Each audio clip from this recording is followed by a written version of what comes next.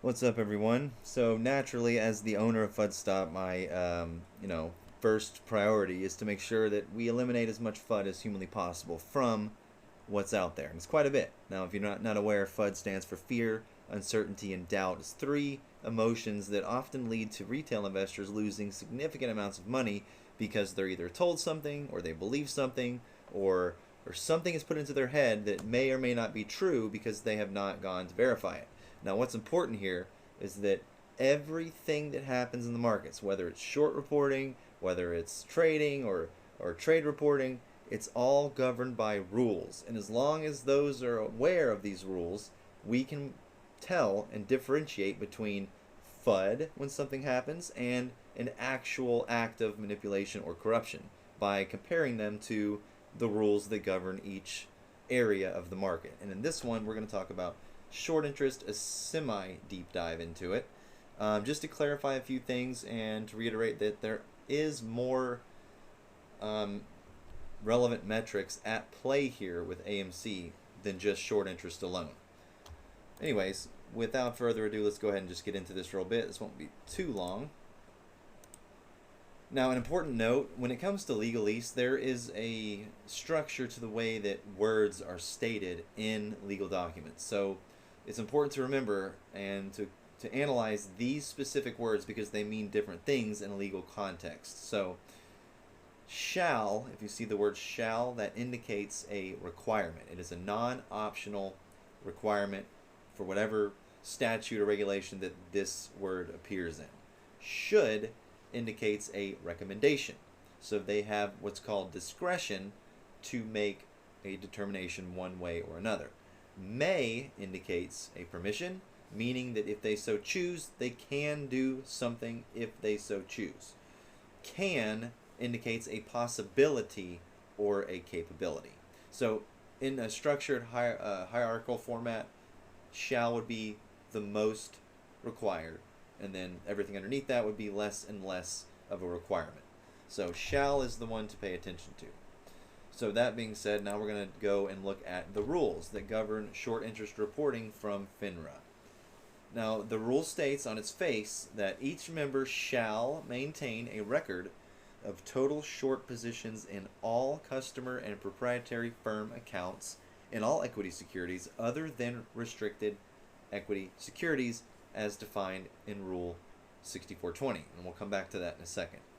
And shall regularly report such information to FINRA in such a manner as may be prescribed by FINRA. There's the word may. Now, reports shall be received by FINRA no later than the second business day after the reporting settlement date designated by FINRA. Now, if you watched my previous video regarding AMC short interest, I was discussing that window that they're referring to is actually what we're in right now. The short settlement date was last Friday. The due date is actually this Tuesday, which is the second business day after the reporting date, as they're stating here. So we're actually living through this scenario right now. So the next short settlement due date is this coming Tuesday. Now, members shall record and report all gross short positions existing in each individual firm or customer account, including the account of a broker-dealer that resulted from 1. A short sale, as that term is defined in Rule 200A of SEC Regulation Show, or 2. Where the transactions that caused the short position was marked long, consistent with SEC Regulation Show, due to the firm's or the customer's net long position at the time of the transaction. So members shall report only those short positions resulting from short sales that have settled or reached settlement date by the close of the reporting settlement date designated by FINRA. So again, referring back to those dates in the calendar that we talked about in the last one. So the recording and reporting requirements of this rule shall not apply to any sale by any person for an account in which he has an interest if such person owns the security sold and intends to deliver such security as soon as possible without undue inconvenience or expense, and any sale by an underwriter, somebody that issues securities, or any member of a syndicate or a group participating in the distribution of a security in connection with an over-allotment of securities, or any layoff sale by such a person in connection with a distribution of securities through rights or a standby underwriting commitment. Now the last part there was a lot of word salad. Essentially, it's kind of a loophole for people to not apply these requirements to if they own the security and intends to deliver the security as soon as possible. Therefore, if they're short on something, but they also own that same security, then they're allowed to just say, hey bro, don't worry, I'm going to be delivering this ASAP, bro. Don't worry, like pretty much. So that's some gray areas. So don't get me wrong, despite there being rules, there are obvious loopholes that are here. My job is to just tell you what the rules are, what they mean, and how to interpret them. So back to this rule 6420. This is kind of where they send you on a wild goose chase, because rule 6420 here, if we go look at what that is, it actually refers us to the Securities and Exchange Act, and I don't think you could see this because it's cut off from the video, but it says in section K here, a restricted equity security means any security that meets the definition of restricted security as contained in Securities Act Rule 144A3. So it refers you to this, and then this refers you to this, which is Rule 144. This is from the SEC's website, which is selling restricted and controlled securities. And to get to the definition, it is right here at the bottom. It says restricted securities are securities acquired in unregistered private sales from the issuing company or from an affiliate of the issuer. Investors typically receive restricted securities through private placement offerings, Regulation D offerings, employee stock benefit plans, as compensation for professional services, or in exchange for providing, quote, seed money, unquote, or startup capital to the company. Rule 144A3 identifies what sales produce restricted securities. So that's essentially, in a nutshell, the rule that governs it. Now, that creates a lot of questions. And a lot of these questions have been asked already by institutions and answered by FINRA themselves, such as this one. Does Rule 4560, the rule governing short interest reporting, require that only transactions marked short be reported as short interest? And then FINRA responds with Rule 4560 applies to short interest positions resulting from 1, a short sale as defined by the rule, or 2, where the transaction that caused the short position was marked long, consistent with Regulation Show Rule 200G. And then we already went over this in the slide before. And then they give an example. A sale may be marked as long because the overall net position in the security within an aggregation unit is long at the time of the sale.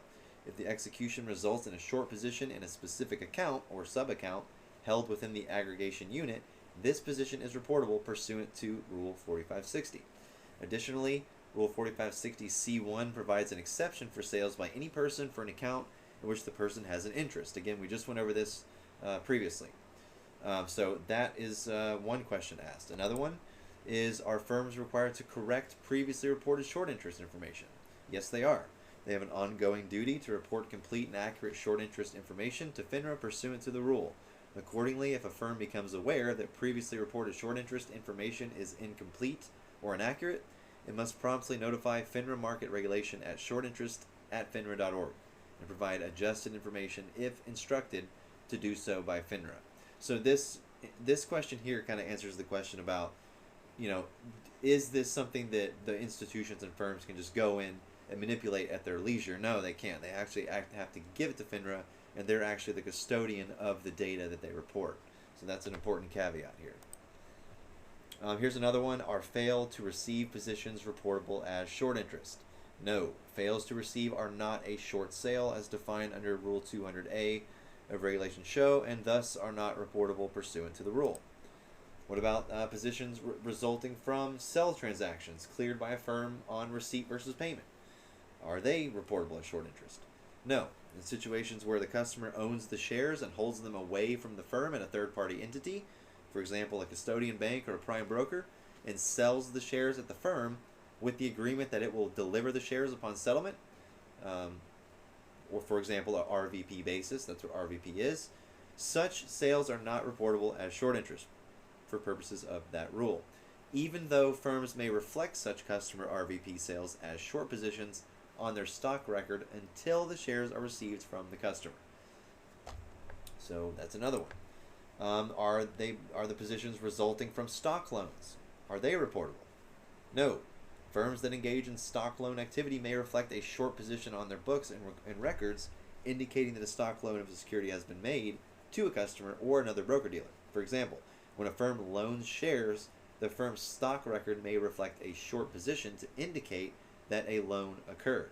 However, such stock loan short position is actually not reportable pursuant to Rule 4560, and this is why stock loans are reported separately, as far as options anyway are concerned, through the OCC, not FINRA. Now, is a firm required to report short interest positions that are held overseas at a separate legal entity? Now, this is a big one because, as we know, firms like Citadel have offshore accounts in the Cayman Islands and things like that. And no, they are not reportable. FINRA member firms only are required to report all short positions that are held in each individual firm or customer account, including the account of a broker-dealer, that are reflected on the firm's books and records, as described in the rule. So therefore, something held overseas at a separate legal entity are not reportable. So that is another loophole area that probably needs more digging into and is a result of some of the stuff that we see in the markets. Now, must a firm report short interest positions that result from option exercises or assignments? Yes. Firms must include short interest reports. Firms must include in short interest reports any short positions that result from the exercise or assignment of an option. That's important. Now, does Rule 4560 apply to short positions that are the result of ETF creation activity? Another big one. And actually, yes, it does. ETF creation activity, or the exchange of the underlying component stocks that compose an ETF for shares of the ETF from the issuer, is considered a sale transaction for purposes of this rule. Thus, if ETF creation activity by a firm results in a short position in one or more of the underlying component stocks at the level of the clearing firm, then a position is reportable as short interest pursuant to the rule. So, this covers a wide variety of things. And again, how should firms report short positions in master/sub accounts or parent/child accounts? In essence, they got to report them in all of them. Firms should not report a net short interest position for each account by a parent or master account, but they should calculate and report short interest under this rule based on short positions in each sub or child account. So, that being said, are they required to correct previously? We already did this one. Yes, they are. They have to email FINRA because, it's 1990 and there's not some kind of cloud system. They just go through email. So, no big deal. Anyways, this is the latest short interest from AMC. As we can see, it has been climbing since, basically early 2023 into 2022, somewhere around there. Days to cover has risen significantly. The last time it was above where it was at on the second to most recent report was back in October of 2024. This is what this looks like on a chart. So as you can see, it's been significantly increasing since early March of this year.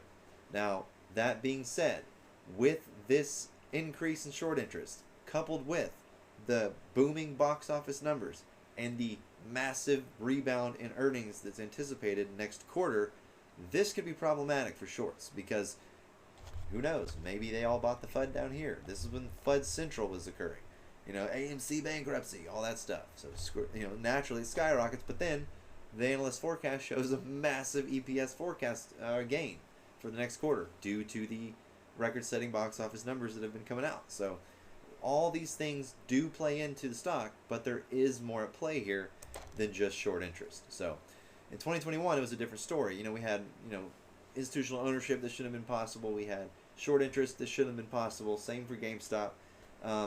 Today, it's a little bit different. While short interest is still relevant, it's not the primary driving factor behind a potential squeeze in options or gamma or short interest squeeze, things like that. While those do play a role, it's still something to monitor. There is more moving parts than just that. Fundamentals are important right now. So next earnings is going to be huge. So I anticipate IV ramping up here in the coming weeks for the upcoming earnings anticipation, and if they exceed expectations here, could be massive. So just keep that in mind. But hopefully that stops some FUD, gets you thinking more about the rules, and that these questions that y'all have, they do have an answer outside of crime and magic. things like that. There is actually a legal basis for most of this stuff.